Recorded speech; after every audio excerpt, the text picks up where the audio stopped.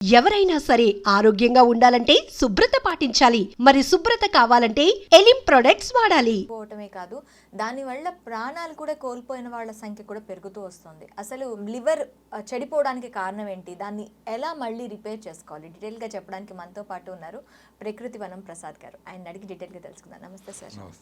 Sir, liver అసలు ఎందుకు damage అవుతుంది? లివర్ డ్యామేజ్ అవడానికి కారణాలు ఏంటంటారు? యాక్చువల్గా మనం అందరూ లివర్ అంటానే ఏదో మందు ఎక్కువ తాగేస్తే లిక్కర్ అనుకుంటారు చాలామంది. ఓకే, డెఫినెట్గా లిక్కర్తో లివర్ డ్యామేజ్ అయ్యేది అందరికీ తెలిసిందే, సిగరెట్ తాగితే లంగ్స్ పాడేది. బట్ లిక్కర్ తాకపోయినా చాలామందికి లివర్ సమస్యలు వచ్చేదానికి one of the main reason మనం తినే ఫుడ్లో ఉండే టాక్సిన్స్, మనం పీల్చే గాల్లో ఉండే టాక్సిన్స్, మనం వేసుకునే మందుల్లో ఉండే అడ్వర్స్ డ్రగ్ రియాక్షన్స్లో వన్ ఆఫ్ ది భాగము. ఇవి ముఖ్యమైన కారణాలు. ఒకటి తీసుకుంటే మనకు జనరల్గా బాడీ ఫిజియాలజీ ఎట్లుంటుందంటే, ఫుడ్ తింటానే అది తగినంత గ్లూకోజ్ను తయారు చేసుకొని ఆ గ్లూకోజ్ను మనకి బర్న్ చేసి ఎనర్జీ వస్తూ ఉంటుంది, వాడుకుంటూ ఉంటాం. ఎక్స్ట్రాగా వచ్చింది అనుకోండి, అప్పుడు ఏం చేస్తుంది, గ్లైకోజన్గా మార్చి లివర్లో ఎత్తి పెడుతుంది. ఓకే, మళ్ళీ తీసుకుందామని మనము మజిల్స్లో ఎత్తి పెడుతుంది. అంటే మనం డబ్బులు ఏదైనా పర్సు పోయినా కానీ ఎక్కడో జోబీలో పెట్టుకుంటాం డబ్బులు. ఇప్పుడు సడన్గా ఏమైనా అవసరమైనప్పుడు అటు ఎత్తి పెట్టుకొని ఉండే ప్రాసెస్ లివర్ చూడు ఎంత బ్యూటిఫుల్. లివర్ అంటే మొత్తం దాని మీదనే, లివర్ మీదనే ఆధారపడి ఉంది అని మొత్తం బాడీ మొత్తం. అదొకే ఆర్గాను కట్ చేసినా మళ్ళీ రీగ్రో అవుతుంది, డ్యామేజ్ అయినా రికవర్ అవుతుంది. To what extent damage? ఇదేదో పెద్ద స్టేట్మెంట్ లాగా తీసుకునేసి డ్యామేజ్ అంటే బాగా మందు తాగొచ్చు, ఎంత డ్యామేజ్ అని రికవర్ అట్లా కాదు, ఒక స్టేజ్ వరకే రికవర్ అవుతుంది. సిరోసిస్ అంటారు, గట్టిపడ్డము. ఇంకా అడ్వాన్స్డ్ అయితే క్యార్సినోమా అంటే మొత్తం క్యాన్సర్ రావడం, ఇట్లాంటివి. అక్కడి నుంచి రికవర్ అయ్యేది కష్టం. Basically fatty liver first grade, second grade అనేదో అంటారు. సో ఫ్యాట్ లివర్ ఎందుకైంది, నువ్వు తిన్న ఫుడ్లో ఎక్స్ట్రా క్యాలరీస్ అన్నీ పోయి అక్కడ స్టోర్ అవుతూ ఉన్నాయి. సో దాన్ని వాడుకోవడంలా.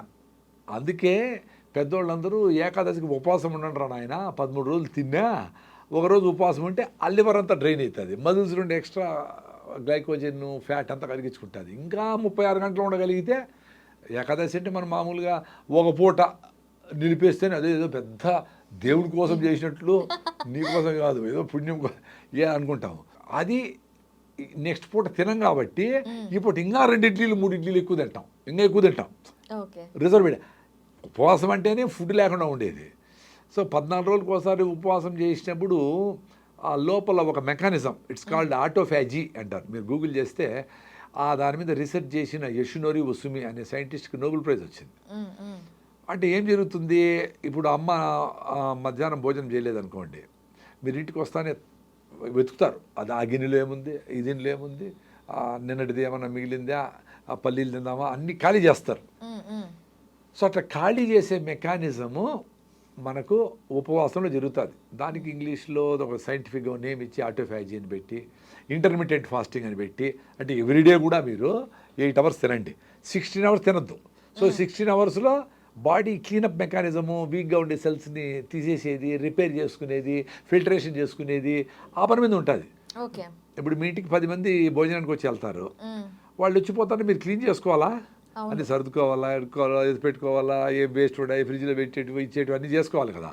వాళ్ళు పోతారు, మళ్ళీ 10 మంది వస్తే కడుక్కునే దానికి చేయాలా, మళ్ళీ వండాలన్నా, ఏమి ఆ కన్ఫ్యూజన్లో ఉంది మొత్తం మానవజాతి మొత్తం ఆలోచన అట్లుంది. ఎవరి 2 hours డాక్టర్లు చెప్తా ఉండరు. అరే ఏ జంతువైనా ఒక పులి పోయి బాగా వేటాడి జింకను పట్టుకుంటుంది. మనం తినేట్టు బ్రేక్ఫాస్ట్ 11 o'clockకి, మళ్ళీ స్నాక్స్ 12 గంటలకి, అటు తింటుందా, ఫుల్గా తింటుందా, ఒకేసారి అంతా తినేసి దానికి ఎంత అవసరమో అంత తినేసి ఇంకా పోయి చెట్టు మీద కూర్చుంటే, చీట అయితే చెట్టు మీద కూర్చుంటే 2 రోజులు అది హ్యాపీగా, 2 రోజులు 3 రోజులు వారం రోజులు అసలు ఫుడ్ పక్కే ఆలోచించదు. మళ్ళీ ఎప్పుడన్నా తమాషగా అట్లా దానికి జింకపోతా ఉంటే నోరు ఊరి పరిగెత్తుంది, తమాషగా దొరకదు, ఎందుకంటే దాని ప్రాణ సంకటం. దీనికి రియల్ ఆకలి కాదు. మనము మామూలుగా ఆ కలరు, గోబీ మంచూరి చూసినా, ఆ స్మెల్ చూసినా, ఆ హోటల్ పక్కన పోతే అబ్బా అని వస్తుంది, ఆకలి ఉండదు, పొద్దున్న తినేసి పోయింటావు. స్మెల్తో, రుచితో ఎవరైనా తింటా ఉంటే టెంప్టేషన్తో అది వచ్చినప్పుడు జింక దొరకదు. ఇంక అది వారం తర్వాత నేను సస్తాను ఆయన ఆకలితో అనేకునేటప్పుడు పరిగెత్తేనే దొరుకుతుంది ఫుడ్ దానికి. మనకు అట్లేదు కదా. సో మనం తోస్తానే ఉంటుంది, లివర్లో అక్యుములేట్ అవుతానే ఉంది, అది ఫ్యాట్గా మారుతూ ఉంది, ఎత్తిపెట్టి లివర్ ఎన్లార్జ్మెంట్ అయ్యి క్యాల్షియమా ఇవన్నీ జరుగుతూ ఉన్నాయి. సో తొందరగా అరిగిపోయే ఫుడ్ లేనిది రైసు. సో ఇప్పుడు రైస్ గురించి నేను మాట్లాడితే చాలామందికి సహించదు. ఏంద్రా నేను ఎప్పుడు రైస్ వద్దంటారు వీళ్ళు, కొర్రలు కొన్ని రోజులు తిన్నాము, రాగులు రొట్టెలు ఎట్టు తిన్నాము, జొన్న రొట్టెలు రోజు ఎట్టు తినేది, రుచి ఉండదు. అరే రుచిగా తినొచ్చు ఆయన, రాగి ముద్ద వేడిగా వేసుకొని ఎండుమిరపకాయలు కారం వేసుకుంటే కొంచెం నెయ్యి వేసుకుంటే సూపర్ టేస్ట్ ఉంటుంది. మాకు రాయలసీమలో గొజ్జు అంటారు, అనపకాయలు అంటారు, నూనె వంకాయ సూపర్ ఫుడ్ బాగా టేస్టీగా ఉంటాయి. జొన్న రొట్టెలకి తెలంగాణలో కాంబినేషన్లు 100 ఉన్నాయి కర్నూలు జిల్లాలో. సో దాన్ని టేస్టీగా చేసుకొని తినొచ్చు. ఇవేమంటే స్లోగా అరుగుతాయి. సో లివర్లో ఎత్తిపెట్టే పనిలే, చిన్నగా మీకు కావాల్సిన గ్లూకోజ్ రిలీజ్ అవుతూ ఉంటుంది. 5 to 6 grams ఆఫ్ గ్లూకోజ్ కావాలి. మీ బాడీలో 5 నుంచి 6 లీటర్ల బ్లడ్ ఉంటుంది. సో ఒక లీటర్కి 1 గ్రాము గ్లూకోజ్ కావాలి టు బి యాక్టివ్ సెల్స్ ఇట్లా ఉండాలంటే మనం. సో మీకు 200 గ్రాముల గ్లూకోజ్ రిలీజ్ అయితే ఎక్స్ట్రా డబ్బులు వచ్చిన వాళ్ళు వచ్చి మీ ఇంటికి ₹1,00,00,000 వచ్చేసింది అనుకోండి అన్ఎక్స్పెక్టెడ్గా, మీకు అంత పెద్ద కన్ఫ్యూజన్లో ఉంటారు. ఎక్కడ ఎత్తి పెట్టాలా, ఏ బీరోలో ఎత్తి పెట్టాలా, గోడ దొవ్వేసి లోపల పెట్టి సీల్ చేసేయాలా, ఏ బ్యాంకులో వేయాలా, ఇన్కమ్ ట్యాక్స్, ఇది అంత చచ్చిపోతుంది బాడీ కూడా. ఎక్స్ట్రా గ్లూకోజ్ వస్తే ఎక్కడ ఎత్తి పెట్టమంటాం, లివర్లో ఎత్తిపెట్టి, మజిల్స్లో ఎత్తిపెట్టి, ఇంకా నా వల్ల కాదు అంటే దాన్ని గ్లైకోజన్ని ఫ్యాట్గా మార్చి పొట్టలో ఎత్తిపెట్టి, మెడలో ఎత్తిపెట్టి, తొడలో ఎత్తిపెట్టి, అంతా ఎత్తిపెడితే 20 ఏళ్ళలో మనిషి 120 కిలోలు అవుతాడు. వెరీ కామన్ సెన్స్ కదా అది. ఎక్స్ట్రా నీకు ఎక్స్ట్రా ఉంది, అందుకు ఉపవాసం చేయమని 13 రోజులు మీరు ఏం తిన్నా ఏకాదశికి ఉపవాసం ఉండండిరా నాయన అని చెప్తారు పెద్దోళ్ళు. అక్కడ స్వార్థం ఏమి లేదు. ఇప్పుడు పెద్దోళ్ళు పొద్దున లేచి బ్రహ్మముహూర్తంలో 108 సార్లు రావి చెట్టు చుట్టూ తిరగండి మీకు పిల్లలు పుడతారంటే రావి చెట్టు చుట్టూ తిరిగిన దానికి కాదు. పొద్దున్నే లేచి బ్రహ్మముహూర్తంలో వాటెవర్ ముహూర్తం లేచి ఫ్రెష్ గాలి, పొల్యూషన్ లేని గాలి, ఆ చెట్ల నుంచి వచ్చే నానో పార్టికల్స్ని పీల్చుకొని ఆ ఫిజికల్ ఎక్సర్సైజ్ చేస్తే హార్మోనల్ బ్యాలెన్స్ అయ్యి బిడ్డలు పడతారు. రాగి చెట్టు ఏమి ఇట్లా బిడ్డలు ఇవ్వదు. సో రాగి చెట్టు, మర్రి చెట్టు, వేప చెట్టు, కానుగ చెట్టు ఇవన్నీ కలిసి పనిచేస్తూ ఉండే ప్రాసెస్లో మీ అన్ని ప్రాబ్లమ్స్, హార్మోనల్ ఇంబ్యాలెన్స్లు ఇవి అవన్నీ పోతాయి. సో ఎప్పుడైతే మీరు 4కో 5కో లేస్తారో ఆటోమేటిక్గా 9 పడుకుంటారు, రాత్రి నిద్ర వచ్చేస్తుంది. ఈ ప్రాసెస్ కోసము ఈ జీవన విధానంలో భాగంగా పొద్దున్నే లేస్తూనే మనము వాకింగ్ పోవాలా, సూర్య నమస్కారాలు చేయాలా, యాక్టివ్గా ఉండాలా, బ్రెయిన్ మీకు హ్యాపీ హార్మోన్స్ రిలీజ్ అవుతూ ఉంటాయి.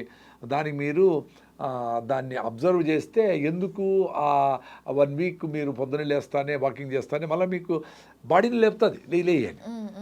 సో ఈ గ్లైకోజన్ అనేది ఫ్యాట్గా మారి ఆ ఫ్యాట్ను ఎత్తిపెట్టుకొని మనము ద్రవపు ఎలుగుబంట్లు అవన్నీ చూడండి బాగా ఫుడ్ పెట్టేటప్పుడు తినేస్తాయి, మళ్ళీ మంచు పడిపోతుంది, 4-5 అడుగులు మంచు పడిపోతుంది, ఏమి దొరకవు వాటికి. అప్పుడు పోయి హైబర్నేషన్ అంటారు, అంటే యోగిక్ నిద్ర ఒక రకమైన నిద్రలేకపోతాయి. సో అప్పుడు ఫుడ్ గిడ్డు ఏమి దొరకదు కాబట్టి ఉండవు.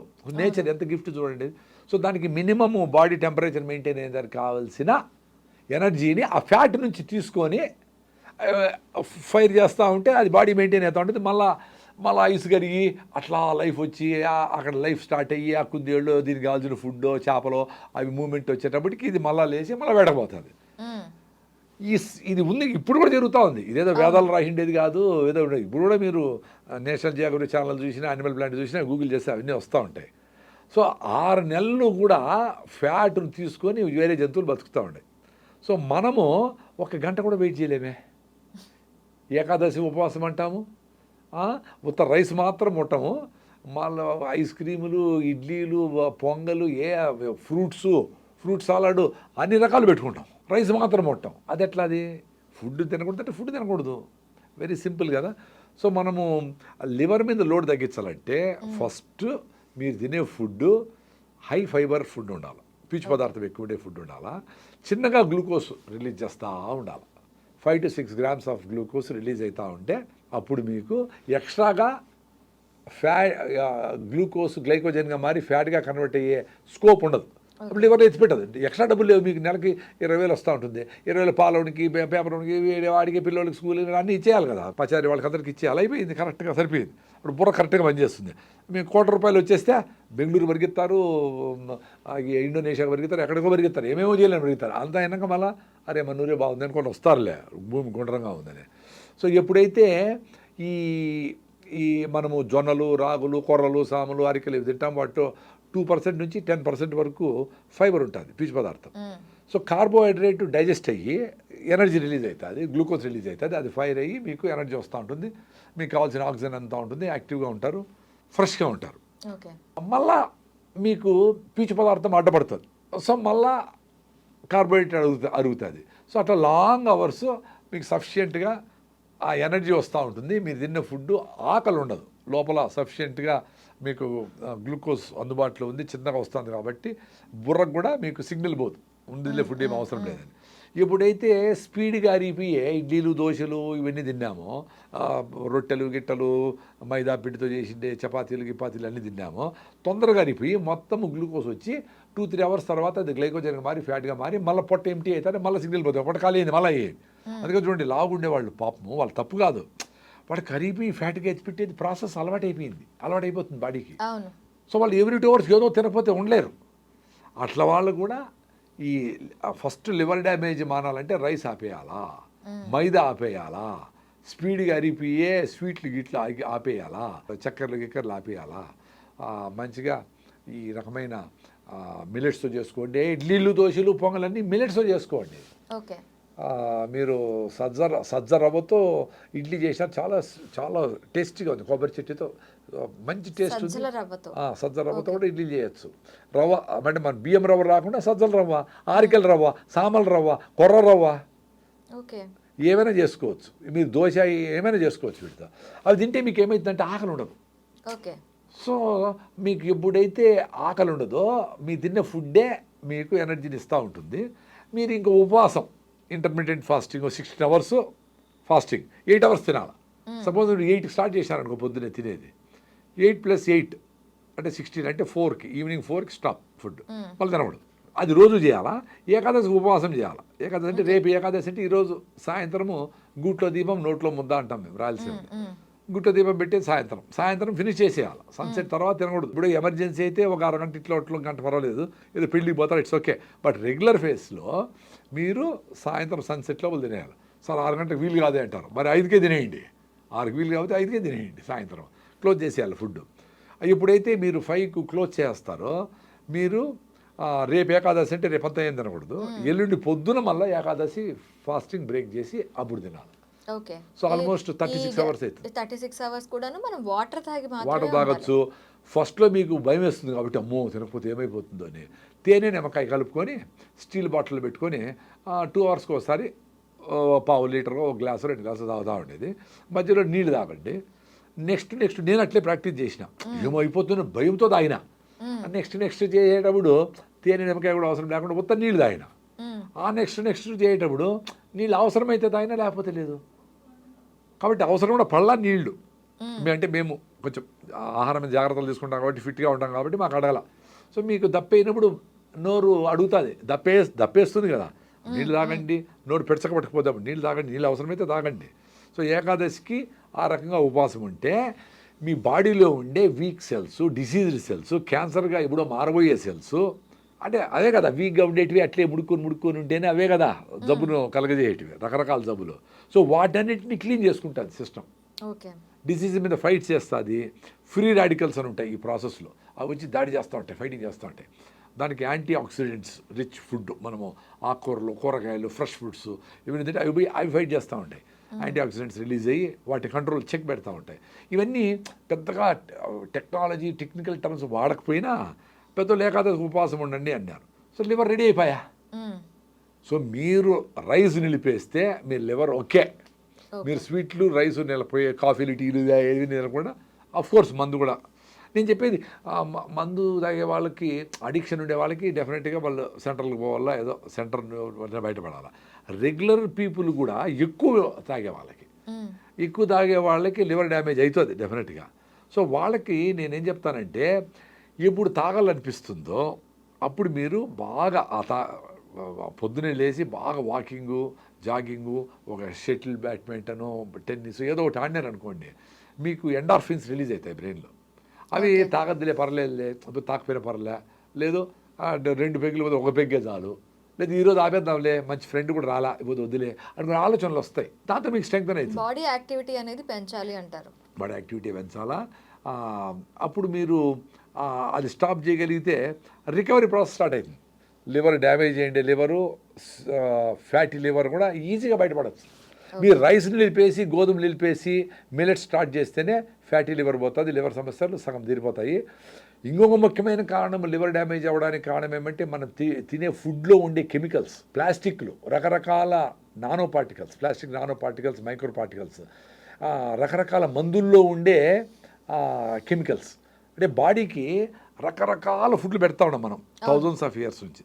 చేపలు, ఇవి అవి రకరకాల ధాన్యాలు, ఈ అన్ని రకాలు వేస్తాను. ఏ జంతువుకు మనకు దొరికినన్ని డైవర్సిఫైడ్ ఫుడ్ ఏది దొరకదు కదా. ఆవు గడ్డే తింటుంది, అది 10 లీటర్ల పాలు ఇస్తుంది, 20 మంది బిడ్డలు కంటుంది, దాని డ్యూటీ అది చేస్తుంది. పావురమైన సజ్జలు తినేసి బెంగళూరు పోయేస్తుంది అన్ని ధాన్యం తినేసి. మనం పావురాలు, ఆవులు, గేదెలు, కోళ్ళు, సముద్రంలో ఉండే చేపలు, రొయ్యలు అన్నీ తినేసి కింద కూర్చుంటే పైకి లేకుండా ఉన్నాము. సో మనకున్నంత ఫుడ్ అవైలబిలిటీ వేటికి లేదు.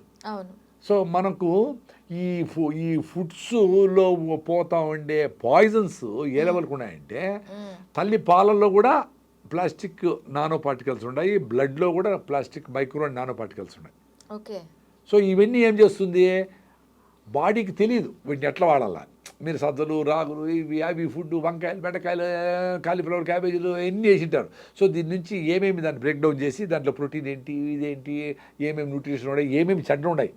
ఇప్పుడు కాలీఫ్లవరు, బెండకాయలు, టమాటోలు అన్నీ మంచే కాదు, ఇంత మంచి ఉంటే ఇన్ని చెడ్డ కూడా ఉంటాయి న్యాచురల్గానే. ఇంకా మనం ఇప్పుడు టమాటా 100 రూపాయలు ఏంటంటే రోజు స్ప్రే చేయిస్తాం కదా, ఆ కెమికల్స్ అని ఎట్టపోతాయి, పైన కడిగితే పోయేటి పోతాయి. సిస్టమిక్ ఇన్సెక్టిసైడ్స్ అని మొత్తం లోపల జ్యూస్నంతా పాయిజన్ చేసి రసం పీల్చి పురుగులు చంపేటి ఉంటాయి. సిస్టమిక్ కాంటాక్ట్ ఇన్సెక్టిసైడ్ అంటే కాంటాక్ట్లో పైన ఉంటే దాన్ని మీరు వెనిగర్లోనో సాల్ట్ వాటర్లో వేస్తే పోతాయి. సో సిస్టమిక్ ఎట్లా పోతాయి, అవి లోపల పోయినప్పుడు బాడీకి అరే ఏంద్రా కొత్త మాలిక్యూల్, ఇదేందో తెలియదు నాకు, ఏందో పెట్టినావు నువ్వేందో చేసినావని, సరే దాన్ని ఫస్ట్ పక్కన దొయ్యి అని చెప్పి లివర్లో ఎత్తి పెడతాను. ఓకే. సో ఏదన్నా ప్లాస్టిక్ పార్టికల్స్ ఏదో వచ్చినాయి తెలియదు వచ్చింది, దాన్ని ఎత్తుకుపోయి ఆడబెడతాయి. సో పెట్టి ఇది మనకు సంబంధించింది కాదు, నీ బాడీకి మీ అవ్వలు తాతలు ఎప్పుడు తినలేదురా నాయన ఈ మాలిక్యూల్, ఈ కెమికల్, దీన్ని ఏం చేయాలో నాకు తెలియదు కదా దానికి, బాడీకి ఎట్ట చేయాలని. ఎందుకంటే కొత్త మందులు, కొత్త ఫుడ్లు, కొత్త కలర్లు, కొత్త ప్రిజర్వేటివ్లు ఏమేమి ఎట్లా తెలుస్తుంది బాడీకి. సో దాన్ని ఏం చేస్తుంది, అది కొత్త వస్తువు కదా, లివర్లో అది ఎత్తిపెట్టి దాని చుట్టూ గోడ కడతాది. ఓకే. అంటే వేరే సెల్స్కి టచ్ లేకుండా ఇదేదో వేరే వీడు మంచోడో చెత్తోడో నాకు తెలీదు. సో వీడిని దూరం పెట్టాలంటే రోడ్డు, దానికి అక్కడక్కడ లీజియన్స్ అంటారు, చిన్న గడ్డలు ఉంటాయి, చిన్న లివర్ ఎవరికి చేసినాం నాకు కూడా ఉంటాయి, మేము కూడా పొల్యూషన్లో తిరిగింటాం చేయింటాం కదా ఎప్పుడో. సో అవన్నీ పోయి అక్కడ ఉండి అక్కడక్కడ చిన్న లీజన్స్ ఉంటాయి, లీజన్స్ అంటారు. సో అవి ఏం చేస్తాం అక్కడే ఉంటాయి. అవి ఎక్కువయ్యే కొద్దికి ఎక్కువైపోతేనే సిరోసిస్ అయ్యేది, అంటే గట్టిపడిపోయేది, లివర్ చెడిపోయేది. ఫ్యాటీ లివర్ నుంచి ఉత్త ఫ్యాటే కాదు, ఈ చెదారము మన తినే ఫుడ్లో ఉండే పొల్యూషన్స్, కెమికల్స్, కలర్లు ఇవన్నీ పోయి ఆడ సెటిల్ అవుతాయి. పాపం లివర్ అందుకే మహాతల్లి బాడీలో అది పడినంత కష్టాలు ఏది పడరు. దానికోసం క్విక్గా అరిగిపోయే ఫుడ్లు తినకుండా, అంటే రైసు, గోధుమలు, మైదా, చక్కెర, స్వీట్లు ఇవన్నీ తినకుండా లిక్కర్ దాక్కుండా ఉంటే మీ లివర్ డెఫినెట్గా రికవర్ అయిపోతుంది. ఓకే ప్రసాద్ గారు, థ్యాంక్ యూ వెరీ మచ్.